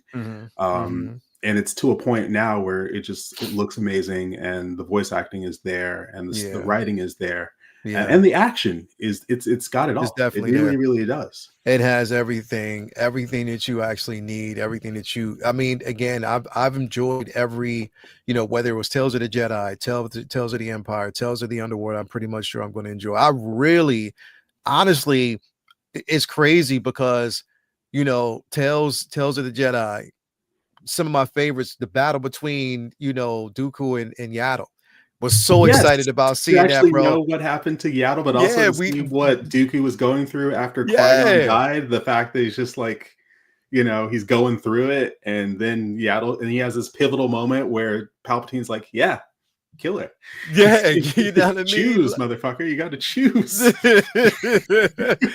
You know what I mean? Like it's bro, like some of the most incredible, you know, scenery and things that we actually get from it is phenomenal. And I just wanted to be welcome, bro. You know, are you excited, Victoria, for Tales? Yeah, I'm very excited for it. Any of these tales of the this and the that, and you know, I'd like to see like Tales of the Cantina, Tales of Jabba's Palace, Tales. Oh, that would be dope. Any of them, give them to me. That would be so dope. Like this Tales of the Cantina or Tales of Tatooine. What happened? You know what I mean? That would be phenomenal. But no, you're right. I would love to see it. Again, I've been so, you know, here's the thing, Vinny, we talk about this all the time, man. Some of the greatest writing and ways to fix even like some of the prequels or even the sequels or even some of the, you know, OT, you know, problems was through the storytelling and animation. Clone Wars did that excellently, bro. It was just basically some incredible. I mean, I know the first couple of seasons weren't really received as well, but come on, man. Like once you got into it, it was incredible, bro. And they're fixing those things through animation. You know what I mean? And how Dave Filoni is just focused on trying to fix, even right now, trying to fix the sequels and all these other things that have been done. It's exciting times, bro. Yeah, it's very similar to DC back in the day in some ways, where all the issues that with studio interference and suits and corporate mucking plans up and backlash from bizarre decisions and storytelling, all those things kind of seem to go away, tend to go away when it comes to animation. It's almost as if like it's too under the radar for and they just let the creatives take care of it. And it's just like, it's just a cartoon, do whatever you want. And then they're left alone to cook, and they go out and just put out these masterpieces where obviously artists are usually fans of art and are very familiar with the source material. They're not people who are just there because it's a corporate gig and not really like care about what the material. They're just out there to make money. These are usually seem to be fans of what they're working on, and it shows. It bleeds through. I've loved so much of the animated offerings that we've gotten from Star Wars, and they've done so much to not only give us great content, but like rectify a lot of the live action content, because they've had so much more passion and understanding of the source material, of the characters, of the world. And without so many of the kind of quotas and kind of like directives that I feel like some of the live action has. So they just wind up going out there and just trying to write and tell us great stories that fit with the world, and without much interference. It's like you can't tell me that the notes that's given to a director working on a film is anywhere near the notes that we're seeing on any of the animation projects. I've loved all the stuff that they've done, save for maybe like Visions, and Visions has always had like a couple episodes each of the seasons where like it was incredibly awesome, and it's more just like, but wait, no, more like that. Like I want to see more of the Samurai Champloo type stuff, and now we're doing like a Pokemon type episode, and that's just because that's just not for me. And that's fine. I know that there's other people who are into that, and it's like great, cool. That's for you. But when it comes to Tales, when it comes to Rebels, when it comes to Clone Wars, I didn't get much into Resistance, but that's cool. There's people who love that. It's so deliberate and well thought out, and I think that's what's so important. It's like even when it's something that you don't like, you could tell that it's deliberately, intentful. Of what they're not just throwing shit out there just to draw some, to put new content out. Like that Tales of the Empire stuff, and man, it's just so important and so good, and so much of what we got with Clone Wars is just so awesome too. Just the animation is just always where like you can feel like for the most part there's some IPs where the animation and others different places where maybe not so great, but for the most part I think generally speaking animation tends to have less oversight and more quality. I mean, last 4 episodes of Clone Wars. Like that right there was just top tier Star Wars. That was everything. Amazing storytelling. That was devastating because then you realize you get to actually see that it was all for nothing. It was all the clones, all the sacrifice. Yeah. What did it amount to? And this is how it ends. And it's everyone lost except for Palpatine. Yeah.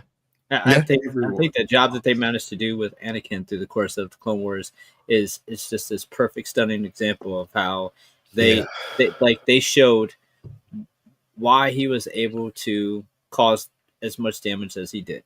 Because the live action Anakin, I don't feel would have ever been put in a position of power that he had, considering not how his attitude was, but how much he lost. Yeah. What Clone Wars did for me was they gave us an Anakin who was the badass who always won. And winning solves everything. So when you're the cop who like breaks some rules, but you find the criminal, it's like, you're going to look the other way because of how he got there. Because like he solved the crime. He saved the day. He brought everyone home safe. Yeah. But in live action, he often failed. And then someone who fails and whines turning to the dark side, I'd be like, well, obviously. But when someone who wins and is the champion, is the hero who turns to the dark side, that is something that the council shouldn't have seen coming.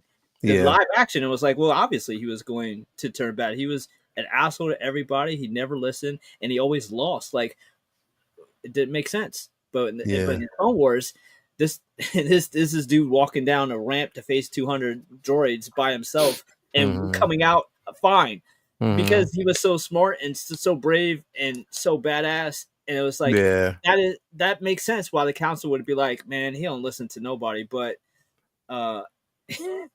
we ain't benching him. Yeah. Well, Clone Wars was like show, don't tell, and that's what Clone Wars did. Show. I mean, and you can say Obi-Wan too. Like in Obi-Wan in the live action, like he's constantly cussing him out because you fucked up. But in the show, it's like, oh damn, what can I say? I mean, like don't do that again. Wink, wink, nudge, nudge. Like, but he's getting the job done. To a parade. I was gonna say you can't argue with results. Like, can't argue. You could do it. We could do it your way, or we could do it my way. Be like, wait a minute, but you're arguing. Check the stats. Look at the stats. You look what he did here, and here, and you're talking about practice. Even the Tarkovsky, that's how someone could, showed it well. Be a, buck authority, be a rebel, work with emotion, but get away with it because he gave them so much results. Like that's why his turn made so much more sense in Clone Wars, because it's like in live action, it didn't make sense the council even let him be on a fucking council, let alone not make him master. Like, he should, everyone else was like super monk, religious, like you couldn't sneeze too loud, like a mouse in church, and Anakin was just doing whatever. It's like he would have been kicked off the council like immediately. that's the thing, is like the results of him doing it his way, we didn't get a chance to see in live action. So seeing it through, animation just made it more believable, and you connected to it. It's like, okay, now we know the reason. Now we know the reason for his hubris, but also the reason for his disdain with the Jedi Order, because he felt as though they were holding him back. You know what I mean? And there was a bit of jealousy there. You know what I mean? So it's Victoria, if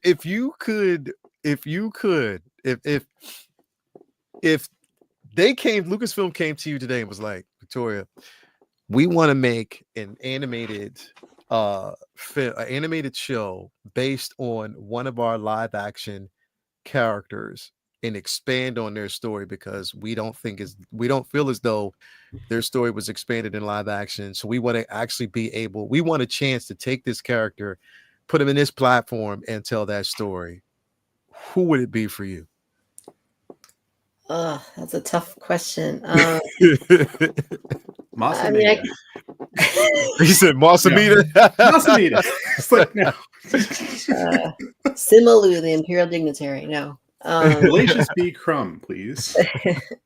I think I would have really liked to have seen like more live action Kira from Solo, like her own series or movie. I think there was a lot there. I know that they started expanding her into the comics, and that's great and all. But Dawn, she's great in the comics. She's absolutely great in the comics. Yeah, and I feel like there would have been a lot of potential there to have seen her like in live action, see that story expanded, because Solo, the way it ended, there was an illusion that there was going to be more, and there was stuff coming, but obviously that never really materialized. I mean, I think that's one character I would, and I mean, I guess they could still do it, but I think that'd be the one just off the top of my head.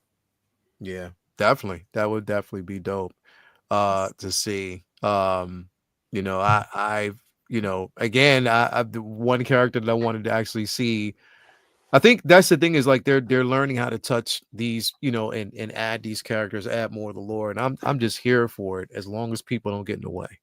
Don't get in the way of perfection, especially if it's working. Plain and simple. That's how it is. That's the only thing I can say about it. But yeah, man, guys, like I said, we're at what, an hour and 47 minutes in on this, man. We had a great discussion about like the up and coming and things that are actually going to happen here. More information to come, more episodes to come. I'm excited about it. Victoria, thank you so much for stopping through and being with us here this evening. What do you got going on for the rest of this weekend and through Star Wars Celebration? I know you're going to be doing more shows with Celebration. No, first of all, thank you for having me, and thank you, gentlemen, for being here on the panel and chatting with me as well, and everybody in the chat, the audience. Thank you guys so much for hanging out with us. But yeah, no, I'm doing my thing. No show this Friday. Usually I have my Cantina Social Hour live stream on Fridays, but with Easter I have family and stuff. So so I had it yesterday. But yes, I mean it's typically 6:30 p.m. Pacific time on Friday nights. Working on some videos for the channel, working on some more music. Of course, always working on music. But yeah, anyone looking for me, you can find me at Victoria's Cantina on Instagram and YouTube. Yes. So glad to have you here. Thank you for being here. It's always it's a pleasure having. When you said yes, I was like, yes. You know what? It was crazy, because we were thinking about it. I was talking to X. X was like, we should get Victoria on. And I was like, all right, well, let's definitely let's talk to her. And I mean, let me ask her, see what she would want to do, if she would do it. When you say yes, I was like, okay, cool, let's make it work. Vinny, we've been trying to get this shit off the ground, back off the ground for like the longest time, bro. Dust this shit off, huh? Bro, like, it's been blowing on the dust, bro. Like it just nothing. We got through, like, what show did we miss? And we never really got a chance to talk about Skeleton Crew at all. Skeleton Crew at all. Like, we didn't do Skeleton Crew. Like, Justice for Neil. Yeah, right, bro. We had a chance to do it and didn't get it. I was like, but it was, we had to get here somehow, and I'm glad that we got here this way, and we can continue it on and do more, man. So like, definitely thanks, to just having, this platform, man. So definitely appreciate it. Vinny, what you got going on, bro? As usual, feel free to hit me up at Vincent Dunn Art. Tons of art on the site and a link to my store. All kinds of Star Wars goodness over there. And I am just in between cons right now. I have another one coming up May 16th through 18th in Philadelphia, Expo Philadelphia. So I'm excited to be working that con. It's like Philly's like my home away from home. So looking forward to that. So I have a whole bunch of new pieces ready to go for that show. Excited for that one. And other than that, I'll just be catching up on a lot of reading shows and busy with my regular job, but making time for some new art projects to have ready for that show. Very excited for Andor, obviously. So I totally forgot about it. 3 per rip. That's amazing. So I'll be looking to get done as soon as possible every Tuesday now to get home and get ready everything I gotta do out of the way so I can focus on watching them, because I for damn sure ain't gonna wait and watch them throughout the week. I'm gonna have to binge them all at night. Yeah, man, but that's about it. Stores recently updated, so all kinds of cool stuff on there. So appreciate you having me on. Nice meeting you, X and Victoria, and hopefully we talk more soon. We got lots of Andor coming up to talk about, and I'm gonna make him talk about Skeleton Crew, y'all. Like we can do that, bro. All right, bro, let's do it. Let's do it. Every week we cried about all the people complaining about Acolyte, and I'm like, yo, why don't we talk about Skeleton Crew? Let's do it. There's nobody bitching about Skeleton Crew. Nah, let's do it. Some love. We can go back, Skeleton Crew. bro.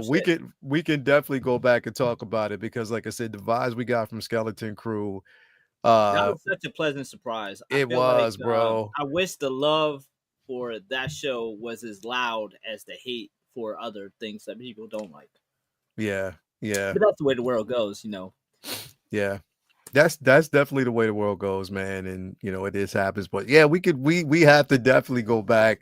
If y'all want, we'll definitely go back and revisit, because I'm definitely it's worth revisiting and just exploring and having those conversations about. So I'm with it. You already know I'm with it. So let's do it. We'll pull double. We can talk about, of course, Andor, because there's going to be a lot to talk about, plenty of material to talk about. So we can do that. We can revisit. Even if we go back after Andor is done, because I'm sure with 3 episodes a week, there'll be a lot to cover next show. So yeah, let's do it. We could definitely talk about some Skeleton Crew, because it was enjoyable as always. So man, yeah, let's do it. X, what's going on with you, man? Oh, living the dream. What can I say? I'm looking forward to, right now I'm making my way through Andor season 1 again, in anticipation of Andor season 2. It certainly didn't take me very long, considering I sat down the other day to watch an episode, and 5 episodes later, I'm like, okay, I need to stop right here.